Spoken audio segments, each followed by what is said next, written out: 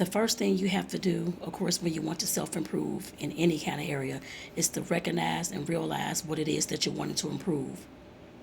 If, for instance, if you're wanting to work on your healing, or your triggers, or your forgiveness, or the way you communicate, whatever it is, you have to write down and figure out what it is that you want to work on.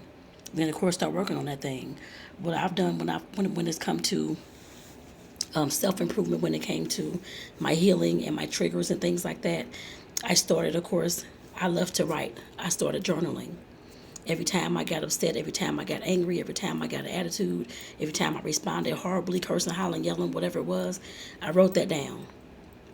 Then I went back to figure out what in the world, why am I so upset? What feelings am I feeling at that time? What emotions am I feeling that's making me so upset? Am I feeling like somebody's trying to disrespect me? Am I feeling like I'm worthless? Am I feeling like my self-esteem is not where it's supposed to be? What am I feeling? My confidence is low. What am I feeling? Like I said, you have to identify the thing that you're trying to work on first in order to figure out in which area you want to self-improve.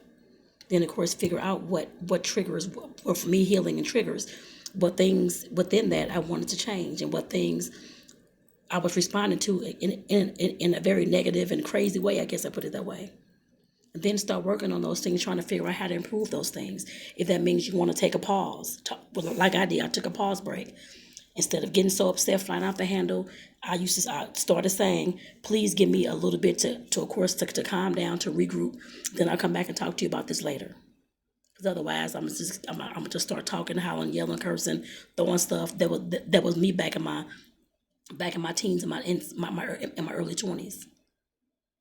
I had to start telling people I need to take a break first before I can talk to you, or I wasn't going to talk to you at all, I guess, about the situation, which was rarely, but still, there were some situations where I know the other person was not trying to work on the responding, and they're going to start howling, yelling, getting defensive. I can't talk to a person like that either, because I'm just going to keep getting upset. We're just going to go back and forth, tit for tat, for what?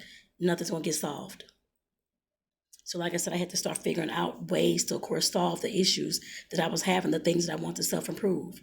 That took me, of course, not just writing down and figuring out these kind of things, but it took me back to my childhood. Like I said before, what kind of emotions and feelings am I feeling? Why am I acting this way?